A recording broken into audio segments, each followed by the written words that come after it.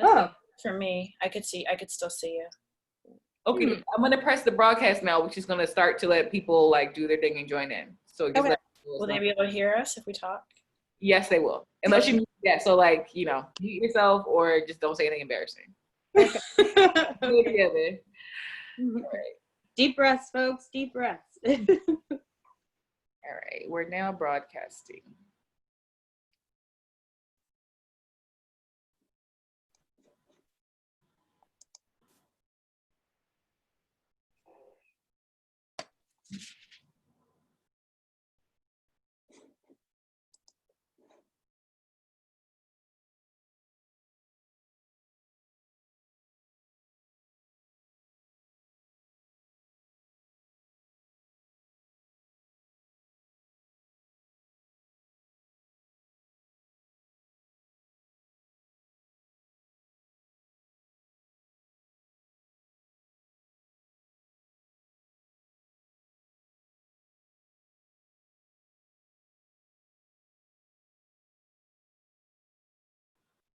Hi there, thank you for joining. We'll get started in just a few moments. We're going to allow a few other guests to enter before we start tonight's program.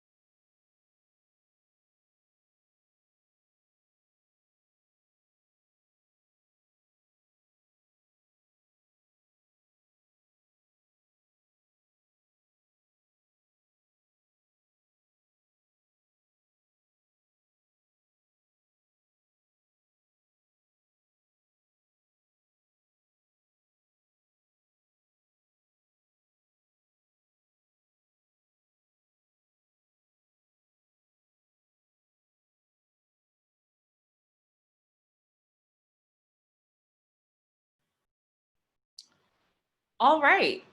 Thank you all for joining us for this evening's program. I'd like to welcome you to virtual CAM. As you all can see, and as you all know, we are not in our physical space at CAM, but we are delighted that you've chosen to spend your evening with us. We have a lovely program planned with a wonderful group of artists who I've had the pleasure of talking and working with over the last couple of weeks for this program, and I'm sure you're going to enjoy tonight's conversation.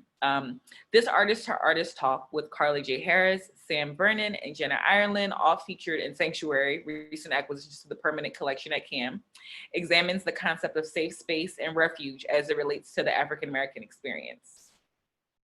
Carla J. Harris, born in Indianapolis, Indiana, but raised traveling the globe as a child of a military officer, works around social and artistic development that was impacted tremendously by the geographical and natural environments she encountered. She fervently believes that space has a fundamental, lasting impact on personal identity. While the environment around us is constantly evolving, photography has the power to capture humanity in place, in a moment, transforming a flicker into time, lasting, appreciable statement. Carla's work has been exhibited nationally and international at CAM, the Los Angeles Municipal Art Gallery, Smack Mellon in Brooklyn, New York, and the Museum of Fine Arts in Quebec, Canada. She has been the beneficiary of several grants and fellowships, including the Hoyt Scholarship, the Resnick Fellowship, and a grant from the Pasadena Art Alliance. Carla completed undergraduate coursework at the SVA in New York, received her bachelor's degree with distinction from the University of Virginia, and her MFA from UCLA in 2015. She currently lives and works here in Los Angeles. Janna Ireland was born in Philadelphia, but has chosen Los Angeles as her home. She holds an MFA from UCLA's Department of Fine Art and a BFA from the Department of Photography and Imaging at NYU. Her work has been shown in solo exhibitions in Los Angeles, San Francisco, New Orleans, and Chicago, and in group exhibitions across the United States and internationally. She has been published in Aperture, which we all love, The New Yorker, Harper's, Art Papers, Vice, and the Los Angeles Times. Sam Vernon earned her MFA in painting and printmaking from Yale University in 2015 and her BFA from the Cooper Union for the Advancement of Art and Science and Art in 2009. Her installations combine zero-out drawings, photographs, paintings, and sculptural components in an exploration of personal narrative and identity. She uses installation and performance to honor the past while revising historical memory. Vernon has most recently exhibited with We Buy Gold, Coney Island Art Walls, curated by Jeffrey Dush, Brooklyn Museum, Queens Museum, the Fowler Museum at UCLA, and Seattle's Art Museum. Sam lives in Oakland, California, and teaches printmaking as an assistant professor at the California College of the Arts. So I'd like to welcome them all and thank them for their brilliance and for their work in Sanctuary. We hope that we're able to open the museum again soon and that you're able to come and see the works yourselves personally. But tonight will be an intimate view and conversation between them as we look to the work. So I'd like to welcome them and thank them. And that's all for me. Thanks. All right, thank you so much. This is Carla J Harris talking. Welcome everybody. Thank you all so much for joining us. Hopefully you can all hear me and see me. I'm going to sort of start things off. We're just going to do, we've got time at the end for some questions, like a Q&A session. But so just to get the conversation started, we're each going to do like a little bit of a background or introduction to some of our work as well as our piece in the show. And I'm going to sort of kick things off right now. I'm just going to share some sort of like intro ideas about the piece, as well as some of the ideas, inspirations that went into it. I have one piece in the show in Sanctuary, and it's called Sphinx. It's a diptych. It's a little bit difficult to tell virtually or online, but so I'm just going to tell you the dimensions. It's 40 inches by 30 each panel, making it 48 by 60 in total. So I consider that sort of a mid-sized piece, and that's the size that I like to work in most often. I think it provides a good balance between sort of intimacy and without being sort of too overwhelming. As Alessandra mentioned, I started my career as a photographer, working mostly in sort of documentary style photography, straight photography. But over the years, I've developed a multidisciplinary art practice that includes photography, drawing, installation, occasionally some video work from time to time. But that being said, Sphinx really encapsulates how I'm making work now and what sort of my work is about and looks like in this current moment. To create it, I used photography, drawing, and some digital compositing. And the end result is an inkjet print, rather 2 inkjet prints that are framed side by side, and an edition of 5. I always make edition works, editions of 5. Sphinx is part of a larger body of work. I'm gonna share my screen here, give me 1 second.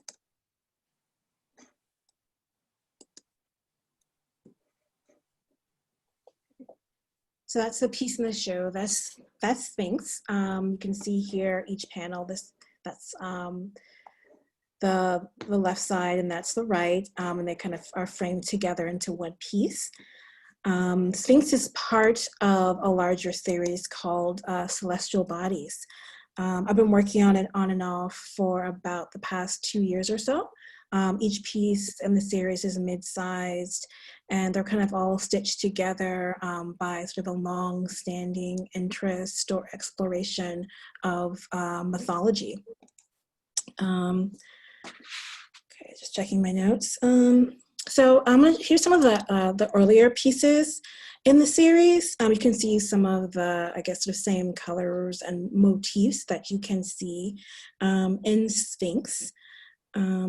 As was mentioned in the intro, I kind of grew up moving around quite a bit.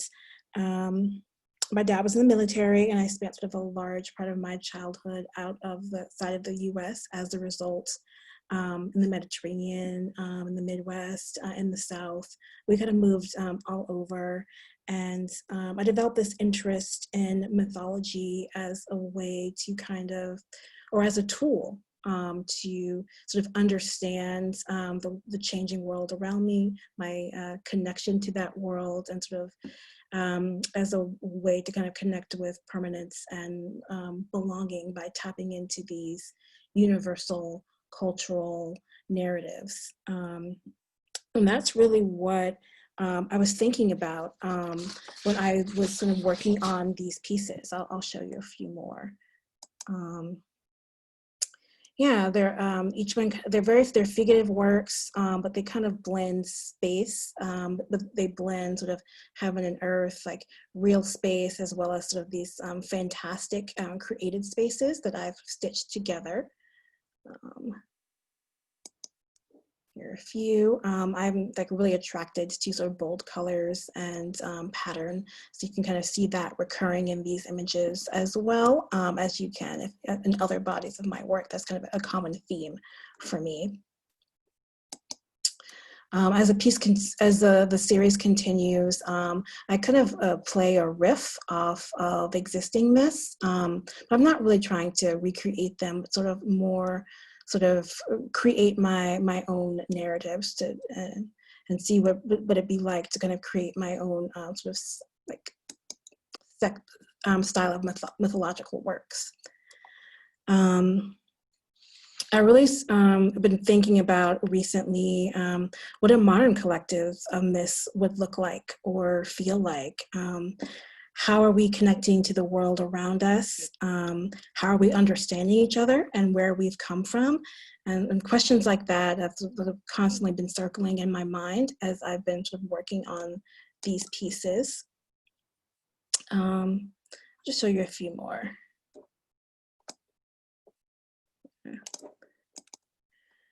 I've also like sort of really excited about the idea of creating the story of the world or the story of the universe with Black bodies at the center. That's something that I think is important, something we don't see often enough in art institutions or in the country and in general. So that's something that was really sort of inspirational to me making these works as well. Talking sort of specifically about Sphinx, the Sphinx sort of refers to this secret figure of the earth, sort of an all-powerful figure sent by the gods. My Sphinx is a bit more human than her counterpart in mythology. Here, as you could have seen, a few of the other pieces have kind of placed her halfway between heaven and earth, and she's kind of blended in between sort of this realistic space and a more fantastic space, which is a theme of the piece. Also, again, the bold color and the pattern, it kind of stitches together the entire series. I like the idea of implied narratives as opposed to kind of telling a strict story. I think it kind of leaves a bit more space for the viewer, the audience, to connect with the work and kind of, stitch their own sort of history or ideas into its meaning. So I've kind of intentionally left her expression a bit vague, so the viewer can just decide whether or not she's a benevolent or a malicious figure. And as I said, several of the pieces in the series kind of play off an existing figure. The Sphinx is but most famous from the play Oedipus the King. It's a Greek, and in addition, a piece of Greek mythology. But I'm not suggesting that I've illustrated that story here. Like I said, that's just more of, I guess, a starting point or a commonality to kind of play off and give me opportunity to create my own story. In terms of, I guess, visual inspiration, I have really eclectic sort of visual inspirations and tastes. I've been looking at Japanese prints, Romare Bearden's works, magical realism, Mexican murals, all of those things kind of sort of spin in here. I think you can see little tastes or flavors of each of them as you look at the work and kind of all the different pieces that have come out of this sort of line of thinking or experimentation. As I said, I've been working on this for about 2 years. Each of these pieces I think of as a one-off. Sphinx in my mind is a one-off. They're complete, but at the same time, they're a bit experimental. It's kind of taken me 2 years of working in this way to really figure out what I want the images to look like, to feel like, to say. And so going forward, my next step from here is to kind of evolve this into like a 10 to 12 image series with an interconnected narrative. So that's what I've been working on most recently. And yeah, I guess I'll stop there. I'm going to hand the screen over to my colleague Janna to talk about her piece. I'm really interested in hearing, Janna, and I'll let you, of course, give the background about it, but I'm really interested in hearing about the use of color in the piece, in the series, and also I feel like kind of what kind of connects your piece and mine together, in addition to the fact that it's about kind of creating like this, playing on the idea of sanctuary and home, but how kind of like your travel, because I know that you started that series when you like first got to LA. I'm kind of interested to hear about how that transition impacted the series. So I'll stop sharing and I will hand this over to Janna. Hi everyone, I am Janna Ireland. As Alexandra said in her intro, I'm based in Los Angeles. I'm actually from Philadelphia and I just love LA. I'm happy to be here all the time. My internet connection is not fantastic, so if I disappear, do know that I will be back as fast as I possibly can. And I will talk a little bit about my work now. I'm going to bring up my screen so that you can see it while I talk about it.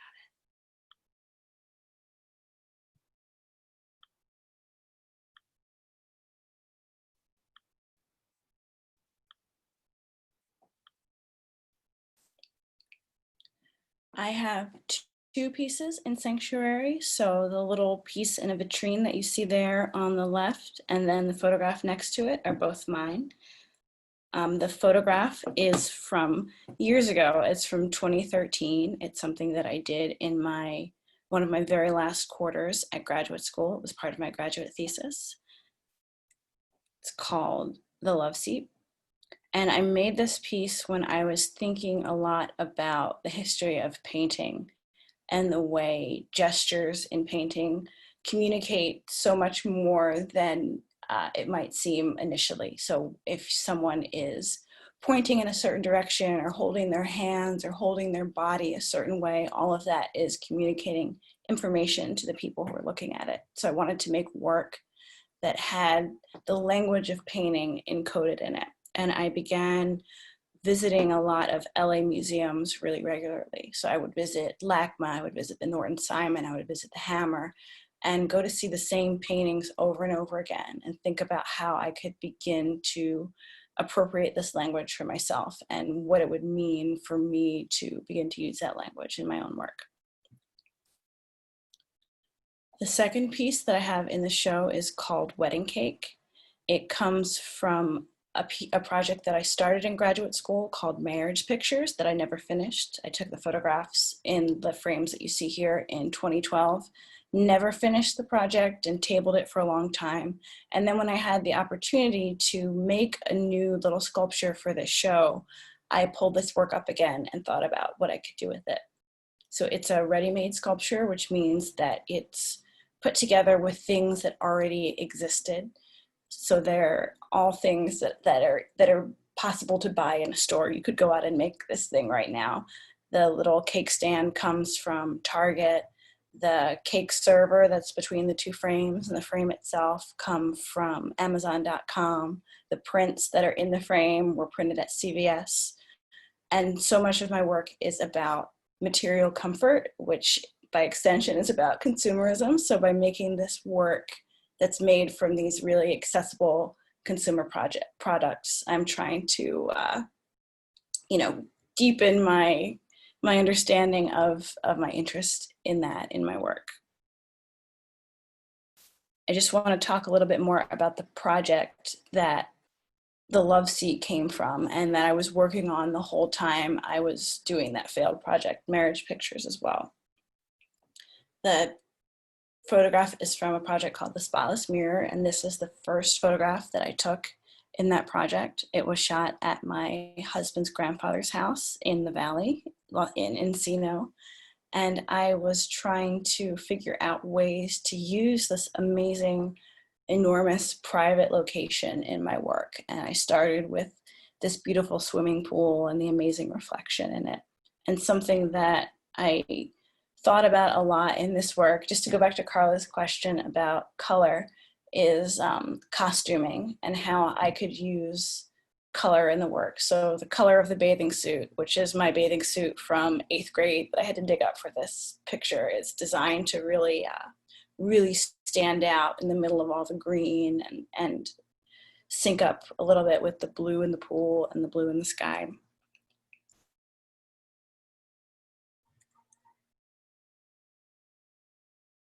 This is another piece from that body of work, The Spotless Mirror.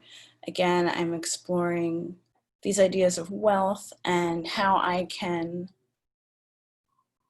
use them for myself, sorry, there's a little bit of screaming in the background. My children are going to bed right now. I apologize if you can hear that. I promise everyone is fine. How I can use that language, again, talking about language and photography, how I can use the language of wealth and comfort and use it for my own ends. And sanctuary, to me, speaks to a safe place, a place that you're comfortable in and that you feel protected in. And in this work, I was sort of turning my husband's grandfather's house into a sanctuary and finding comfort in that place and fitting myself into it. And I think that is where the curator of the show, Ramar Harlingsworth, saw a connection between my work and the themes that she was thinking about for this show. And when I was doing this work years ago, I began thinking about ways that I could take photographs off the wall, what else I could do with them, how I could make them more interactive, how I could make them more sculptural. And so I began making all of these huge wall altarpieces and also began making floor pieces like this. So the photographs that you see here were originally on the wall, and in the original presentation, they were far apart. They've been presented close together because I was interested in the idea of how you could take a diptych, which is two pictures that are related and usually right next to each other, and change the relationship that's depicted in them by changing the distance between them. So I would sometimes have one on one wall and one on another, and then eventually came to having them joined together, sort of like the same kind of hinged frame that's in the piece that's in Sanctuary and Wedding Cake. Here's another little ready-made sculpture, again, made with very easily accessible products. And again, using that hinge to connect two pieces. And here's a little bit of the work that I'm doing now. This is actually from a couple years ago. My husband and I lived in LA when I was in graduate school, and then we moved back to New York for 3 years for him to go to law school, and our first child was born. And then we came back here and began spending time at his grandfather's house again, and I wanted to make work that put my children in that space, in this sort of privileged space that I was trying on, but that they have an actual blood connection to. So I began making work with them there. And I'm so glad that I did. My husband's grandfather died last year, and we miss him terribly, and we no longer have access to the space. So the pictures that I took for my own purposes ended up serving this separate purpose of recording this amazing home that was part of the family for my husband's family for 50 years and is now no longer there.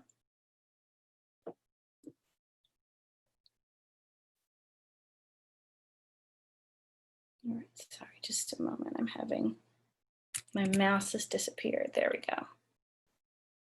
All right.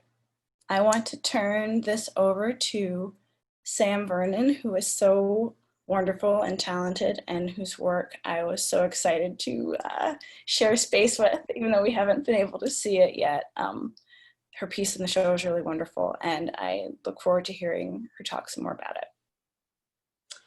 Thank you, Janna. I'm so honored to be in conversation with both of you. It's been a very interesting experience, I think, having a show open at CAM and then kind of have to be closed during this time. So I haven't had a chance to meet either of you except in this space.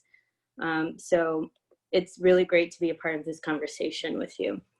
I'm just gonna pull up a couple of photos for us to talk about and then share my screen.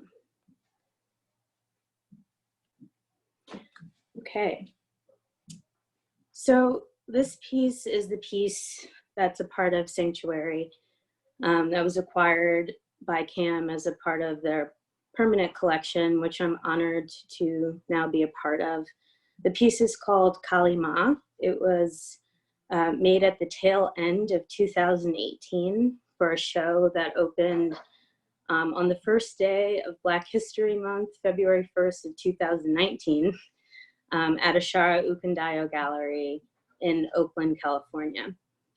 Ashara is a curator here in the Bay Area that invited me to basically just kind of have the keys to the space during my winter break. I am, in addition to being an artist, I'm also a professor at California College of the Arts in print media. So I spent my winter break conceptualizing a show in Ashara space called Endless Supply. I was thinking a lot about my connection to Oakland as someone who's still relatively new to the Bay Area. I moved to the Bay Area.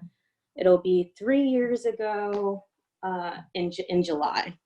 So, you know, I think whenever you make a big move, and I moved for the position at CCA, which is a tenure track position, when you make a big move like that, you sort of have to rebuild your art practice sometimes and your community. I didn't really know anyone in the Bay other than like one or two friends. So it really was a show that allowed me to explore my connection to place, to rebuilding home, to relocation.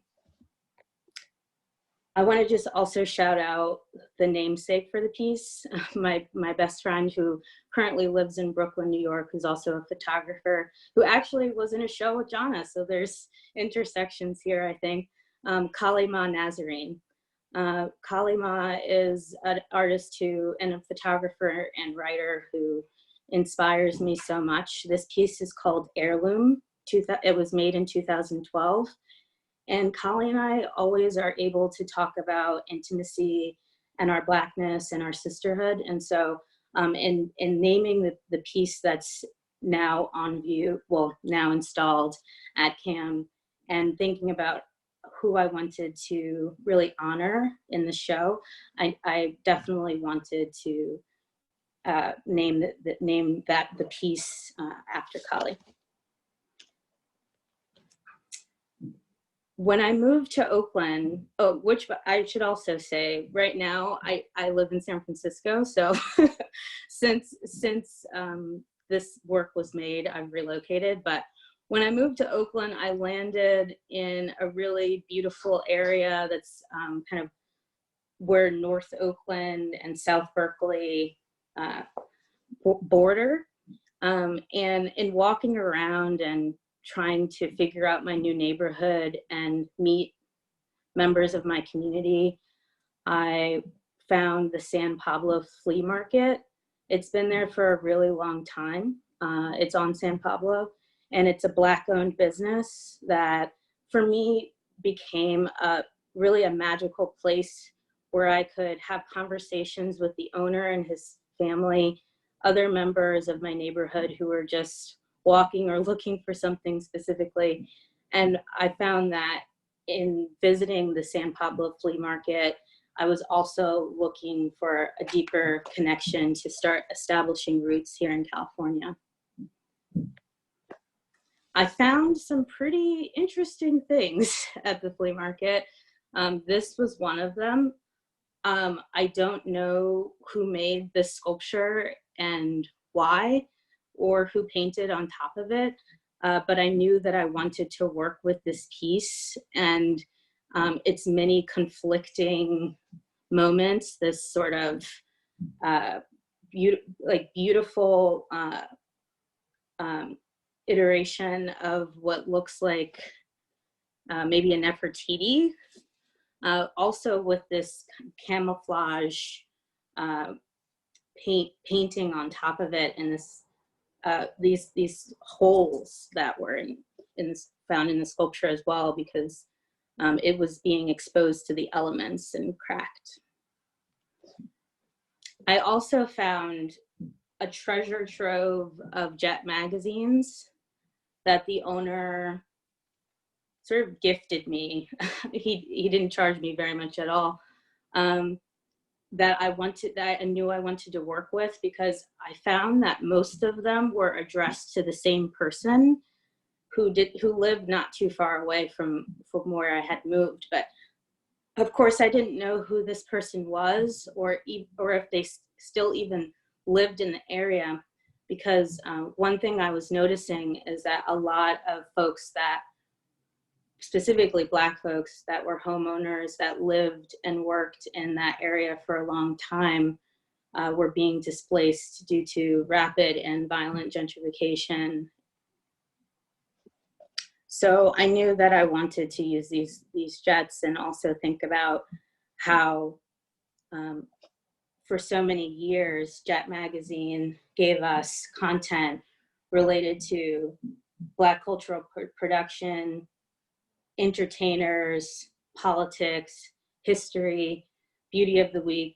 It was in print for decades and decades. It's an intergenerational print publication that provided a lot of themes and just points of departure that I wanted to explore. The result was a multimedia installation in a Shara space. Every day I would go in and tag the walls, thinking of it as a sanctuary to work and express inside of. I was going into the space almost every day for 6 weeks, building the kinds of treatment that you see on the walls there. I also installed these kind of towers made out of crates, and I hung the Jet magazines from wall to wall. I was thinking about how sanctuary plays a role in this work, because I was also making the paintings in addition to the installations, to exist in this space. There were 2 rooms, this being the first, and then the second room housing the paintings as a part of a larger series. I think that sanctuary means proclaiming oneself without fear. That is something I'm borrowing from a student of mine who was also making work about these same ideas and concepts. And I really appreciated the fact that I was able to go into the gallery and create an entirely new body of work about my experience in California so far. I want to give a shout out to Lena Gustafson, who is a local Bay Area artist here. And she came in and documented me in the show. I think that this was really important because Ashara Ukandayo Gallery as a space does not exist anymore. And so, similar to Janna's point about preserving and thinking about how to continue legacy. I think that's really important. I also wanted to end with saying that we had so many different people from the community, from the arts sectors, from different industries, small businesses come to the opening. And so it really, the show in itself felt like a warm hug and welcome, and really confirmed in me that California is now my home. So I have so much more I could say about the show itself, but Kali Ma as a piece that was acquired by CAM is a result of this kind of trajectory. So thank you. I also just want to say, Carla, your work is so, as a reflection on your work is so beautifully intricate and inspiring. I would love to know more about the stories of the world that you're thinking about. And I feel like the implied narratives in all of our pieces, but especially yours, hold a lot of power between the past, the present, and the future. So there's just a thought. Yeah. Well, thank you. Yeah, I appreciate that. I think it was Janna that mentioned that we all haven't seen the show yet. So having this kind of conversation is a way for the three of us to connect with each other and kind of hear about the work and how it came to be, as well as sort of a way to kind of talk to the audience and people who are interested in our work and the show itself. Yeah. Yeah, I also just wanted to mention that if you're in the audience and you have a question about anything that myself or Carla or Janna shared, you can definitely drop that question in the Q&A section, and we will be able to see it and answer it. So just want to encourage folks to take advantage of that. So thank you. I actually have a question for Carla. Looking at all of your work, I'm curious about your process, how it was done, but I'm also very curious about what the process of transitioning from being a straight photographer, like just making things with a camera, to the work that you're doing now, which is sort of camera-based, but also has all these other elements. And also, if and when you made the switch from thinking of yourself as a photographer to thinking of yourself as an artist, which is something that I think a lot of photographers go through when they are beginning to branch out. And I just wondered what that was like for you, if that was an experience you had. Yeah, I definitely think it was. In terms of, I guess, the evolution, so I guess I'll answer it in two parts. In terms of the evolution from doing straight photography to doing this more sort of digital sort of illustration type work, I kind of something that you said, like, kind of was true for me as well when you were working on your sort of Spotless Mirror work. You kind of started making the pieces of different sizes, like putting them on the floor, putting them on different sort of walls in opposition to each other. I'm talking with my hands. I don't know if you guys can see them, but that's what's happening.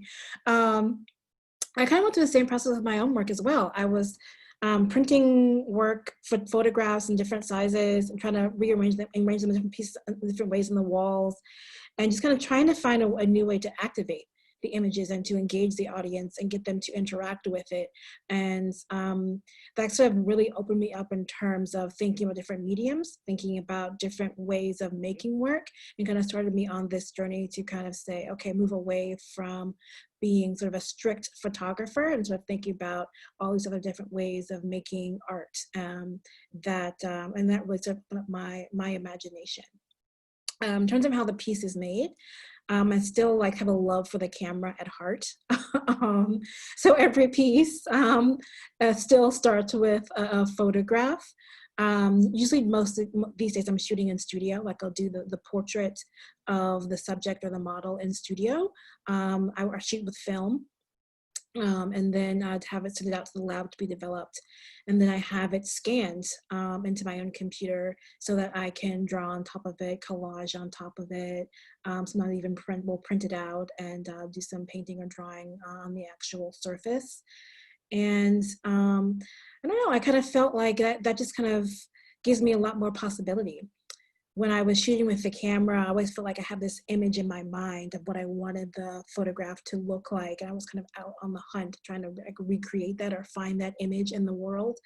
And working in this way, the new way, where I kind of have everything at my disposal, it just makes it easier to kind of put that image in my mind onto the page, the paper. I just feel like it gave me a lot more sort of control over what I was making as well.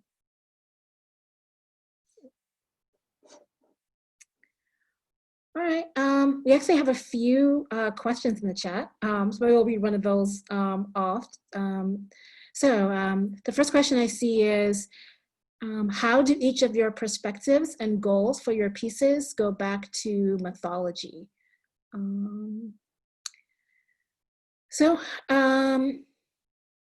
I'll start with that one. The goals for your pieces go back to mythology. I think it's, instead of being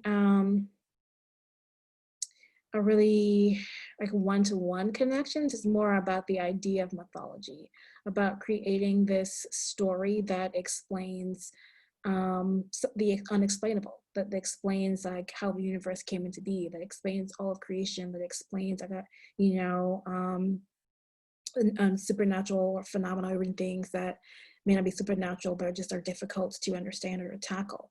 And I feel like for me, sanctuaries, I've always taken refuge in my imagination, and the work that I create, the use of my imagination, mythology, those are all ways for me to understand the world around me. So for me, in my mind, it all kind of ties together in that way.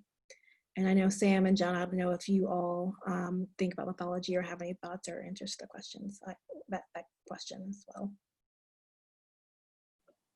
I could just say that I feel that as an artist, I have thought of my role as a myth maker, in addition to being able to like take in the other creations or lore. I think about mythical situations that could take place in present day realities. So when I talk about the flea market being a magical place, I think I also think about it as a site for discovery and for imagining the transformative potential of what some of the sort of strange qualities of these objects that existed before me in different people's homes and hands and lives can do. So I think that that's a part of our role as artists as well. All right. Go ahead. No, by all means, go ahead. I don't think that there are any direct connections to mythology in my work. I do think I'm making my own mythology for myself, and now for myself and my family. But I just wanted to add that the reference point for some of the photographs was paintings that dealt with mythology. The floor piece that you saw, where one side is my husband and one side is me, the reference point for that is a painting owned by the Norton Simon, or it's a diptych. One is Adam and one is Eve, and they're in the garden, and there's apples and snakes and trees and all that. So I'm interested in the imagery surrounding mythology, even if I'm not making work that deals directly with mythology. Cool. All right. So to pick up on the thread of sanctuary, the connection to place, John, I actually have a question for you. You and I both went through the MFA program at UCLA, although we weren't there at the same time. I think I just missed you by like 1 year, I think. I'm just kind of curious if you could talk a little bit about how your experience there in the grad program impacted the work that you did, and if you think like your kind of connection to it or your thoughts about it have changed, how about you're no longer in that place. At UCLA, I felt very supported by certain professors and certain classmates, and not as supported by others. There were times when I felt very dismissed, very underestimated, when someone would come into my studio and be completely rude to me, and I would just put up with it because I didn't know how else to handle it. times when I would say something in a crit and no one would say anything, and then it would be repeated by a man 5 minutes later, and everyone would be like, yeah, that's absolutely true, that makes perfect sense. And I learned pretty early on not to take it too personally, not to worry about it, and just continue to build these relationships with the people who were supportive and the people who were actually trying to be helpful. And as I've gotten older, I think most of what I'm thinking about when I look at the work now isn't so much the difference between UCLA and now, it's the difference in being in my mid-20s when I took that picture and in my mid-30s now, and how much more generally confident I am as a person, and seeing this photograph where I'm trying to project confidence but not feeling it is sort of still, you know, it's kind of touching to me. And just knowing that there were situations where I was pretty handily dismissed, but now that people are seeing value in the work, and it's in this show that I'm dying to see, that's really meaningful to me. And that I think makes my memory of the whole experience better. Knowing that I was doing something that had value, even if I couldn't always see it, or if the other people around me couldn't always see it.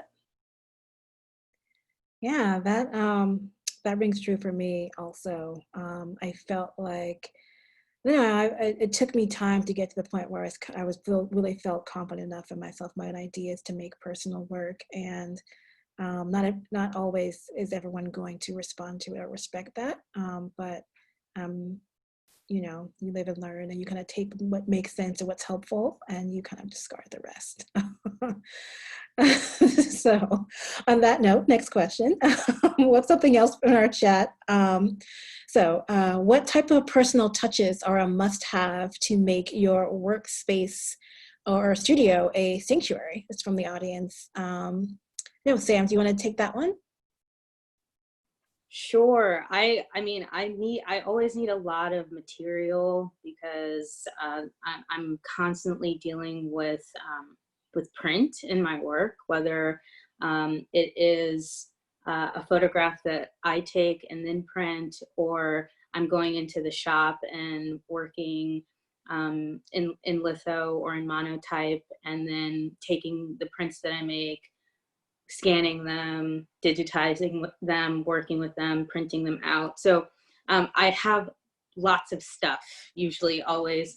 And I do also think that a part of the transition of reestablishing a studio after you know, I was practicing in New York off and on, well, always going back to New York as like a hub. Whether I, you know, was studying or just existing outside of the institution. But after being there for over a decade and then moving here, I really needed to also be a part of a community. So one of the first things I did was sublet by invitation. I think a friend linked me with an artist who was subletting her studio at Real Time and Space, which is a collective artist-run studio warehouse in Oakland. So I think for me, being in community with other artists and sharing space with them and learning from them and having programming with them is the primary foundation of Sanctuary. To feel held and protected, and then also knowing that I always have a space to go to make has been really helpful. Oh, that's nice. I will say that I'm kind of the complete opposite. I feel like in order for me to make work, I need solitude and I need peace and quiet. It was a little bit of a struggle for me. Last time I was in a communal studio, it was when I was in grad school. And I found it really difficult to work in that space with all the different artists there. It was a great place to socialize and to get to know people and to just have a good time. But I just had a hard time working, even when I was there, when I had the option to work with around other artists. I tended to work at home. And so for me, I don't know, it just becomes a distraction. I feel like I need just like that total silence sort of focus in order to really be able to do my best work. Sorry. No. I do not have a studio, so much of my work is done with children watching or children in it, or like really quickly when children are sleeping. And that's all I was going to say, just that what I would need to make my studio a sanctuary would be a studio in the first place. Yeah, space is so expensive here. So it's definitely a luxury. I often find, I kind of feel like part of the reason why I need to work, alone at home is because that's not how I've always worked. And it's just because I've developed like a comfort in that kind of space, because that's just my reality, Sam, I did have one more question for you. It's about your teaching practice. I don't teach. I think I'm that's different for me. I know Janna, you teach as well. So I'm always curious how people who are educating, how that impacts their art practice. So I wonder if you could talk a little about that, and also how instead of you're working to create a sanctuary for your students to have like a healthy learning environment in this moment. Yeah, that's a great question. Thanks, Carla. I mean, we're in a historical moment right now. It's really different having critiques over Zoom, art classes being experienced remotely. Obviously, before that happened, my connection with my students happened in the shops, which are shared space, in studios, which are private, more so. But the campus environment is one of sharing, of convivial, as you said, just the sociality of it, just kind of connecting and having meals together, working alongside each other, having those conversations. So I do feel that we are at a time where we really have to rethink our pedagogy as educators. And in that way, I've always aligned my teaching with my studio practice. I invite my students to come to my shows. I worked with Ashara specifically on Endless Supply to invite as many people into the space as possible. My colleagues, my students, and other members of the neighborhood and the community. So I didn't realize it, but I guess I'm an extrovert. So, sheltering in place is creating a time where I'm really taking another look at my teaching and how I can benefit my students as much as possible in this time while they don't have access to some of the physical space that makes their work possible. Which I do know other artists that I'm in community with who are facing the same issues right now, either having anxiety to go to their studio because of what they may encounter along the way, or not having access to their studio because the building is closed. As we are still kind of in the Bay, we're in phase 2 of reopening.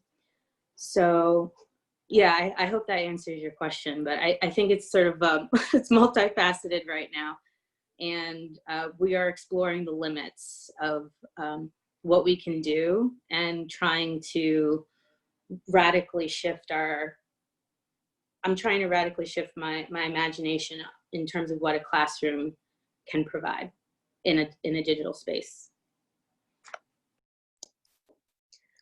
All right, wonderful. Janna, I have this question for you in the Q&A chat. They're wondering if you can speak about how you use the camera as an extension of your imagination. Over the years, I've gotten pretty good at imagining something and then making a picture that looks exactly like what I imagined. And I don't know whether that is my skill at figuring out how to do things or whether my imagination is limited to what I can actually do.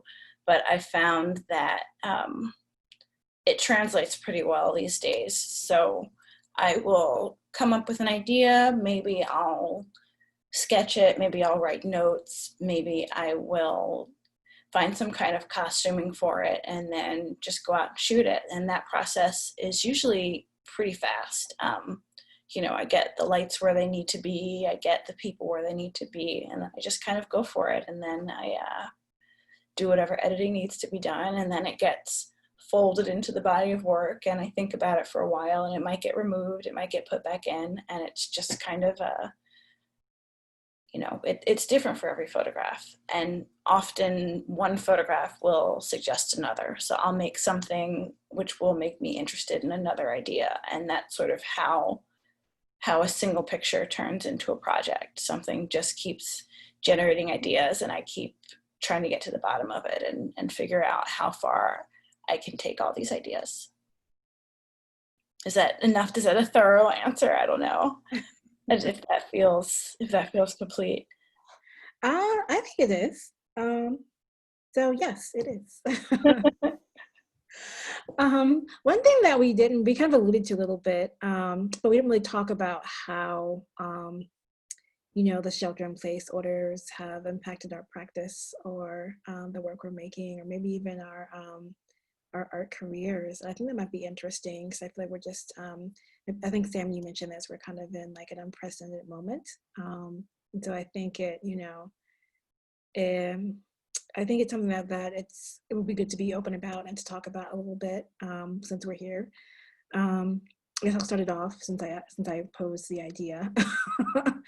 I am a bit of an introvert. I'm used to working solo and working the work I can make. The work I do make primarily in the computer.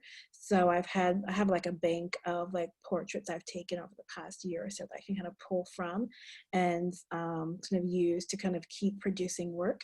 So I think I'm kind of fortunate in that way. A lot of artists, friends I have really struggled to adapt their practice to this moment, and I'm kind of lucky to be able to at least keep going.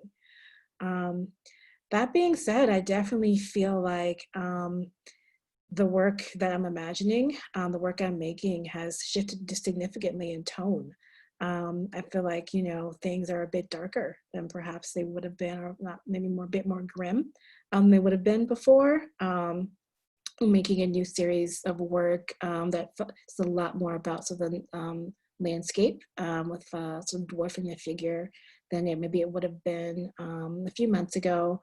And I don't know, I feel like just a little bit, I think the uncertainty is going to filter its way into my work in a way that maybe it hadn't been in the past, even though I'm one of the ones that is lucky enough to be able to kind of keep going. I don't know, do you two feel like you're kind of, the tone or the style of your work has been altered by this moment? Well, I would have to say absolutely, without a doubt, on many levels, because for many of us, our entire sort of triangulation between work, home, and studio has been disrupted. So I've actually had I've had a lot of hesitancy to go to. I have two studios actually, one here in the Bay and one in Oakland, and I've been grappling with myself about, do I take public transportation? Do I take a lift? Do I, what kind of mental space do I need to prepare myself to be in transit, because both of them are difficult to get, not difficult, but harder to get to. because they're kind of farther away with all of these thoughts in my mind about what am I having contact with, wearing gloves and masks and all of these things definitely creates a kind of psychology around how we get to studio, or I'll speak for myself, how I engage with studio. So that's been one thing, but I think the other is that there's certainly loss on a personal level, but there's loss on a macro level with so many folks, including myself, being touched by grief in this moment, losing folks and just seeing the statistics. So I think that what I've tried to do to motivate and energize myself is shift my work from being studio-based to being organizing and activist-based. So I'm working with different institutions and artists and curators here in the Bay to launch projects like the Artist Power Center at YBCA, or to try to conceptualize online platforms in which artists like myself who have maybe postponed shows or other things to be able to bring projects back in to our lives. So that, in addition to my teaching, has been what I've shifted to.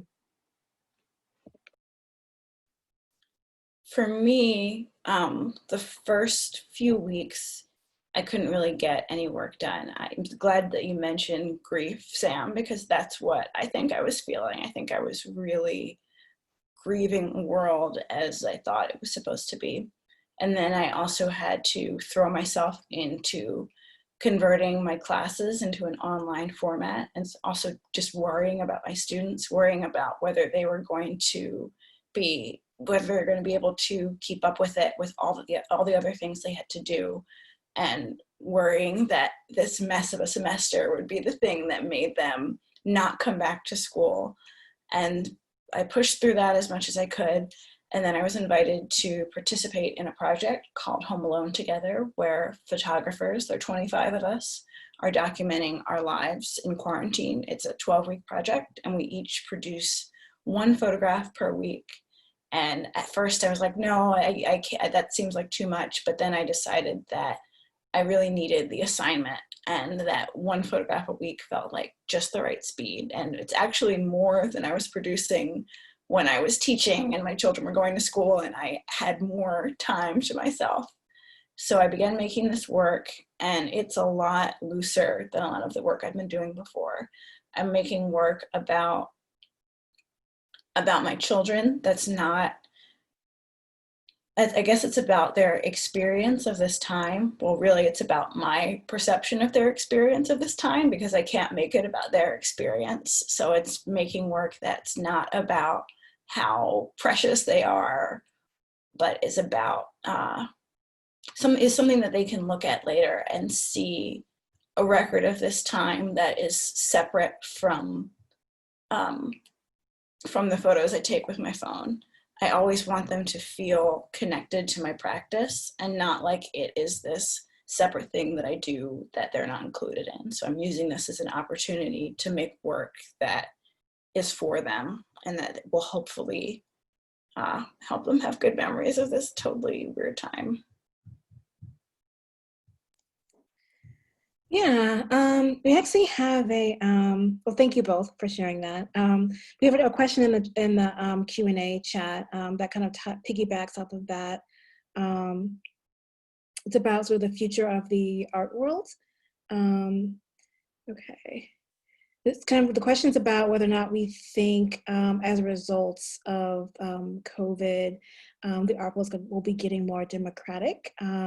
It seems like it's gotten more accessible because of those sort of internet talks like this, and things like this wouldn't really have been possible before, or possible, but perhaps not as frequent or available. And so do we see the art world getting more democratic in the future as a result of things like this? Yeah. I know. Janna, do you want to start? Sure. I think before all this, there was the perception that an online show was just a website, like that it didn't mean as much as a show in a physical space. But now I think that's been broken wide open, and that people are so excited to see new things and experience as much as they can from home, that there's an amazing amount to look at.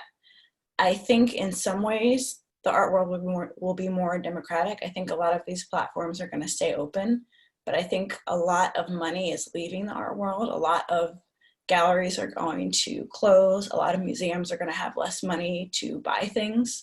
And I worry that people will be excluded because there's less money. There's less money to throw around to make the spaces more inclusive, and that spaces will just go back to the default. That's my concern, I guess, about all this, and what I'm hoping we will all be able to avoid. Yeah, I'll co-sign on that. It has been nice to see the proliferation of virtual events and people really taking online exhibitions seriously. I think that's something that I'm excited about a way to kind of have my work live online, and people who aren't, local get a chance to see it and sort of experience it in a real way. I think that's something that's exciting, has a lot of possibility. But you're right, the flip side of that is that we are going to be losing a lot of galleries, particularly galleries that are smaller, museums that are smaller, just have less resources available. And, young artists, artists of color, women always seem to be the ones that get cut from the list when there's less resources available. And so it worries me. I hope that won't be the case, that there'll still be interest and opportunity, such as it is going forward. But it worries me, to be honest. So yeah, I feel like a personal responsibility to address these concerns and try to do something about them to the best of my ability. So I'm really interested in how we can create safety and support and public life online that really does foster support and mutuality and aid. I've seen so many really incredible resources come out of nowhere, it seems. Online, I'm like, wow, someone just raised $30,000 for the Oakland Workers Fund, or oh my goodness, like these 3 organizations are partnering together to release micro grants for artists in relief. So what I'm seeing is really hopeful, in the sense that when we don't operate out of scarcity, but we actually operate from a mentality in which we can look at what we have and bring that to the table, I find that that's really been putting me in a position where I can take agency and ownership of what my resources are, and then how to connect and engage with others who are trying to do that work as well, for the benefit of the most vulnerable of us all, and I think those are the demographics that you named in the art sector, definitely, Carla, but really focusing on Black women artists and younger artists, emerging artists. It has been my focus. Yeah, absolutely. I don't want to, I guess, express the idea that we're powerless in it. All of us are participants and members of the art world, and I think the onus is on us to an extent to make certain that erasure doesn't take place. I'm just going to pause for a minute and check in with Alexandra on the time, because we're past 8.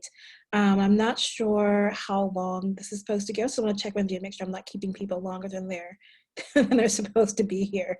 You're fine. We have until 8:30, so we have about 20 minutes to cover anything you guys want to cover. Okay, we have a few more questions in the Q&A chat there. Maybe we'll just dive into those. Alexandra, while you're off mute, a couple people are asking about the recording of this. Do you guys post these or archive them somewhere? We do save them. but none of the participants are visible. So if they're concerned about being visible, then that's not a thing. But we do save it, and hopefully we'll be able to make it available in the future in some capacity. Okay. They'll be on YouTube. Yeah. On YouTube. Okay. Okay, cool. All right. Well, next question. Someone's asking about whether or not either any of us work collaboratively with others. So Sam, Janna, do you work in collectives or with in partnership? I'm in a collective called the Binder of Women. We're actually trying to organize some online shows right now. Because we have a platform, what we're trying to figure out what we can do to benefit others, how we can show work by other women. I don't do, or I won't say I've never done, I have done collaborative work on an actual artwork before, but it's not something that's a regular part of my practice. It's something that comes up every now and then. So the collaboration is on projects, not on art itself.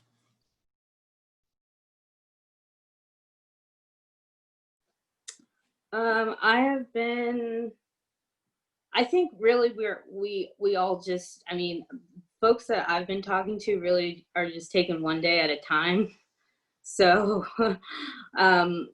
the collaborative ways that we've been working has been what I'm looking at as like a social sculpture almost, that is a result of the external issues that have arisen in this moment. And so working collaboratively with folks to get really, I think, important work done around survival and around sustainability and resources has been my focus.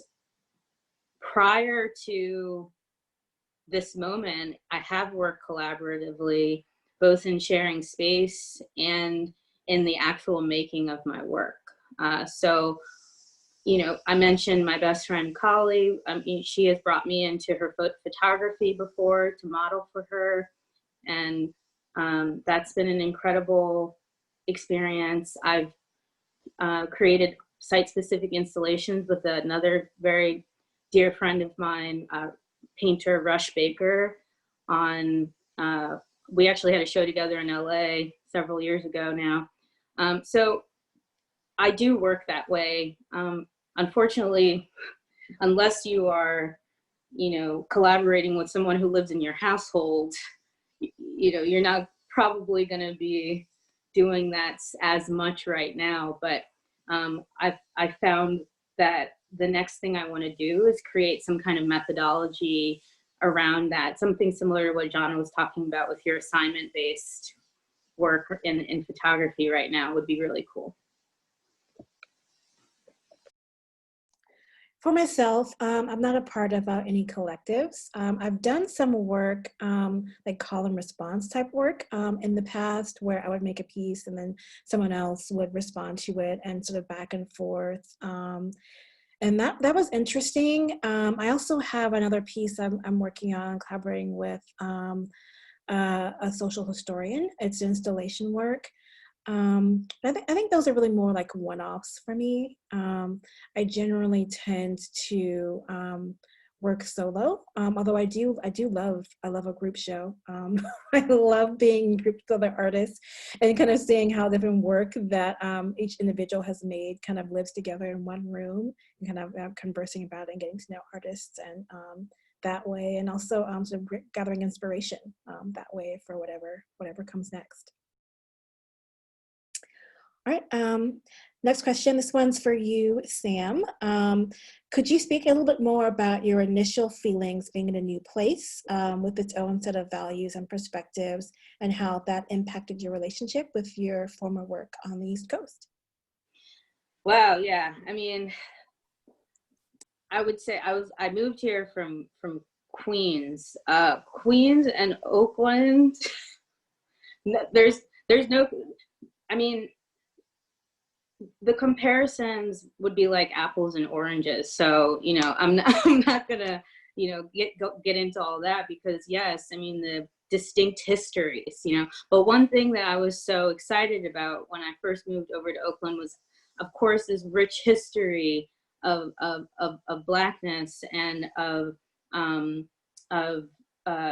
really just wanting to like dive into the archive around that and the visibility of it as well.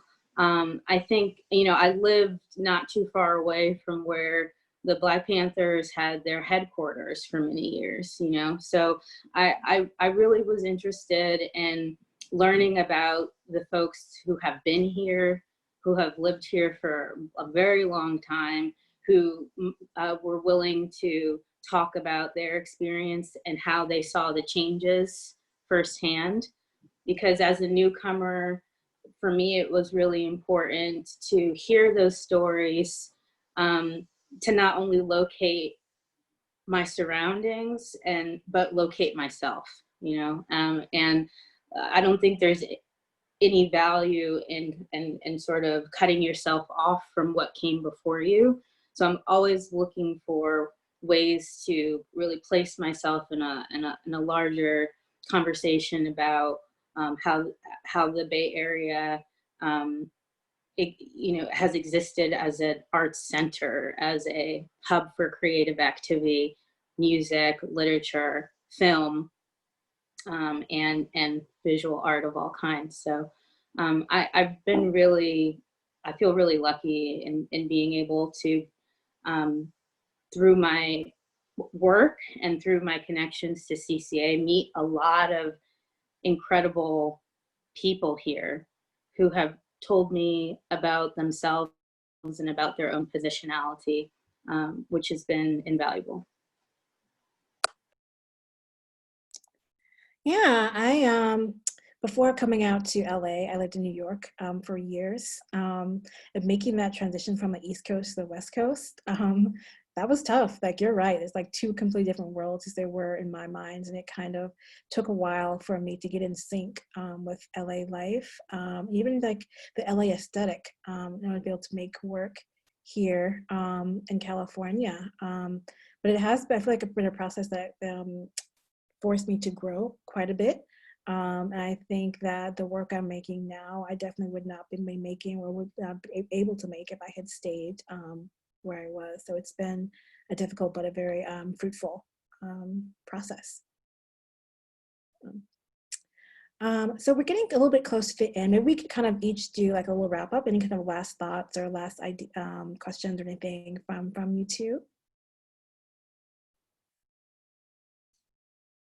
I don't want to put you on the spot.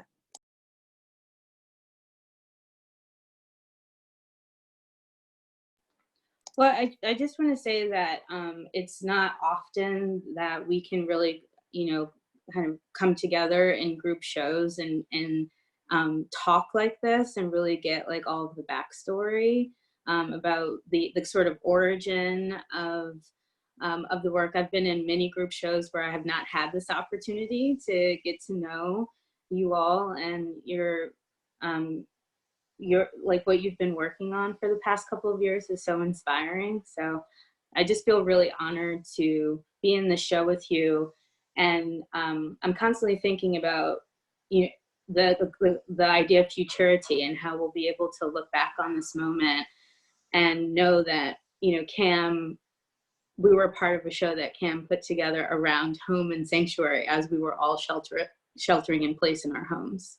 So that feels really powerful to me. And yeah, thank you for just being a part of this. Well, thank you too. Thank you both. It's been a pleasure talking with you. As you said, we don't often get the chance to kind of sit down in like a trio like this as a part of a group show and really learn about the other artists and their ideas and thoughts. So it's such a formal way going into their work. So it's been great for me too, getting to know both of you and hear about your practice as well. Thank you for moderating, Carla. You did a wonderful job. And thank you to Cam for doing such an excellent job continuing to promote this show and talk about it, even though we can't all go see it. Yeah.